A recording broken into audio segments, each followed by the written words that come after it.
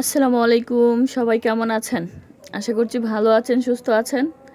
আমি মারিয়াম আক্তার চলে আসছি নতুন একটি ভ্লগ ভিডিও নিয়ে। আজকে আমরা ঘুরতে বের হয়েছিলাম কোনো প্রকার প্ল্যান ছাড়াই। আমরা খুব একটা সুন্দর ট্যুর দিতে পারছি। তো আমরা গিয়েছিলাম সাভার মিনি চিড়িয়াখানায়। সেখানটায় অনেক সুন্দর সুন্দর গাছে ফুলের পশু পাখিতে মিলে একাকার।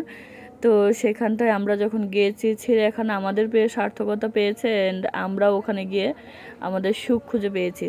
আমি অনেকটা কথা বলবো এই ব্লগ জুড়ে, তো চলেন ভিডিওটা শুরু করা যাক। আমি সাহেব আমার স্বামী আর আমার 3 ছেলে গিয়েছিলাম ওখানটায়।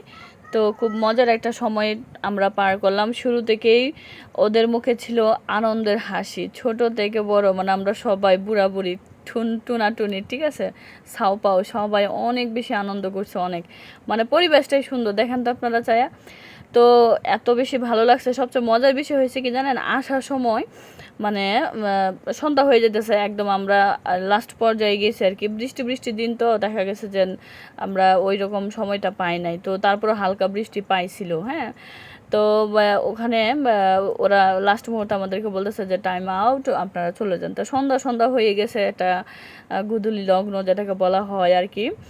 ওমা, ক্যাকশিয়াল, অনেকগুলো ক্যাকশিয়াল একসাথে কাকা হুয়া বলে ডাকতেছে। আমার এত ভালো লাগছে। আমার সাহেব তো একদম দাঁড়ায় গেছে, বলতেছে আমি এই ডাকটা কত বছর পরে পাইছি। আমার ছেলেও বলতেছে যে এটা শুধু মোবাইলে শুনছি, রিয়েল লাইফে পাই নাই। তো এটা নিয়ে আমরা অনেক বেশি মজা করছি, অনেক অনেক অনেক।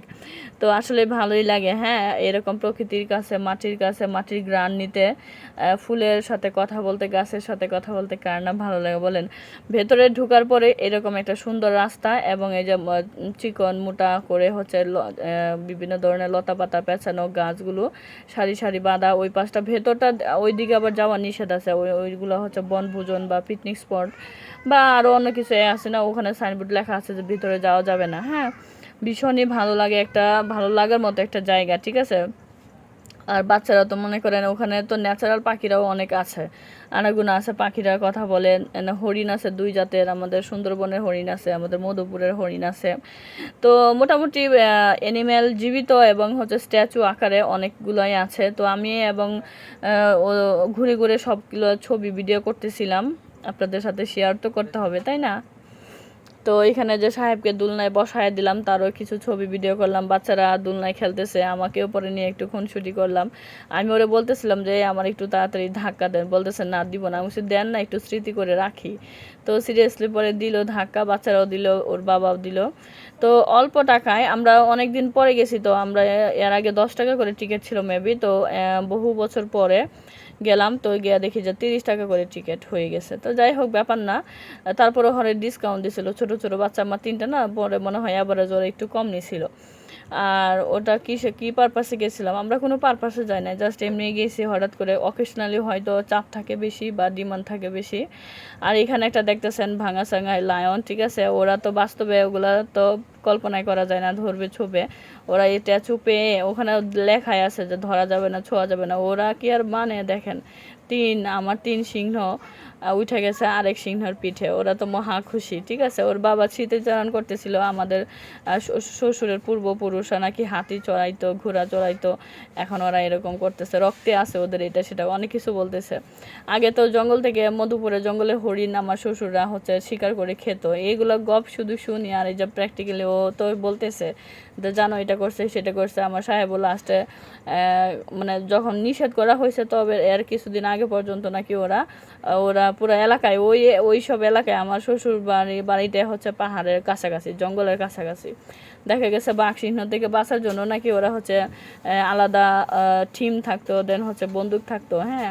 শুধু যে মানুষ ওদেরকে অ্যাটাক করতো বিষয়টা না, অ্যানিমেলও অ্যাটাক করতো। আমরা সবাই মিলে একটু নাস্তা টাস্তাও খাইলাম, বিস্কিট এটা সেটা কি কি জানি কিনছিলাম, এই মুহূর্তে ভুলেও গেছি। তো বের হলে তো বাচ্চারা খাবে, ওদের সামনে তো দোকানদারওয়ালারা খালি খাবার রেডি রাখে, বুঝেন নাই। তো আমরা অনেকটাই টাইম পাস করছি। আপনারা যারা আমাদের সাভারের আশেপাশে আছেন, এই চিড়িয়াখানা যাইতে কিন্তু ভুলবেন না, ঠিক আছে। একদম প্রকৃতির মাঝখানে, খুবই ভালো লাগবে। এত বেশি মানুষও নাই, হাওগাও নাই, কাউ কাউ নাই। আমাদের যে ঢাকা চিড়িয়াখানা আছে, ও বাবা, ওটা এত বড়, বিশাল বড়, দেখতে দেখতে হাঁটতে হাঁটতে পা ব্যথা হয়। ঠিক আছে, মানে কি বলবো, একটা ক্লান্তি চলে আসে। বাট এখানে এখানে মানে ক্লান্তি আসার আগেই ফুরায় যায়। চিড়িয়াখানা ছোট তো মানে ভালো লাগা নিয়েই বাসায় ফিরে আসা যায়, এরকম একটা অবস্থা। তো আলহামদুলিল্লাহ বাচ্চারা বিভিন্ন স্ট্যাচু, এই যে দেখেন এখন একটা জিরাফ দেখতেছে, তারপরে একটু পরে দেখবে হচ্ছে কচ্ছপ, হ্যাঁ। তো বিভিন্ন প্রাণী নিয়ে ওরা হচ্ছে গবেষণা করতেছে, কথা বলতেছে। আমার তো কাছে ভীষণ ভালো লাগছে। এই কচ্ছপের পিঠটা আবার দেখা যায় একটু ভেঙেও গেছে। তো যদি ওগুলোকে ধরা ছোঁয়া, ঠিক আছে, এগুলো করা নিষেধ, কিন্তু বাচ্চাদেরকে তো আর মানানো যাচ্ছে না। ওরা দেখেন কত কি কাহিনী করতেছে। আর আমার এই বাঘটাকে দেখে এত মায়া লাগতেছে। দেখেন তো আমাদের বাংলার রয়্যাল বেঙ্গল টাইগারগুলোকে এইরকম কে বানিয়েছে ভাই এইভাবে, কি আশ্চর্য। এত মায়া লাগতেছে, মনে হয় এটা হচ্ছে আমাদের এলাকার শিয়াল বা তার হচ্ছে কিছু একটা কম। এটা হচ্ছে তিতি না, এই পাখিটার নাম যেন কি, উট পাখির মতো দেখতে। আরে মনে পড়তেছে না, দেখা তো। তো এখানে আরেকটা হচ্ছে বসা অবস্থায় একটা লায়ন পাইছে। আমার ছেলেরা খালি ওইগুলার দিকে হচ্ছে বেশি তাদের আকর্ষণ, জীবিতগুলার চাইতে। তো যাই হোক, এখানে খুব সুন্দর একটা মোটাসোটা বড় সড়ো গাছ হচ্ছে, এগুলো জানি কি গাছ, ওটার নিচে আমরা সবাই দ্বারা একটু করলাম। এখানে হচ্ছে র্যাবিট, ওই যে একটা অজগর, ঠিক আছে, তারপরে এই যে পানির মধ্যে হচ্ছে একটা ক্রোকোডাইল, মানে কুমির, হ্যাঁ, সব কিছু দেখা শেষ। আর ওই দিকটা আরও আসিল, ঘোড়া আসিল, ছাগল আসিল। বাট আমরা ওই পাশটা যাইতে যাইতেই না আমাদের টাইম আপ হয়ে গেছে। ওরা বলতেছে যান যান চলে যান, হ্যাঁ। তখন এই যে এখন আমরা চলে আসার পথে, আর আমার ভিডিও এখন শেষ করলাম।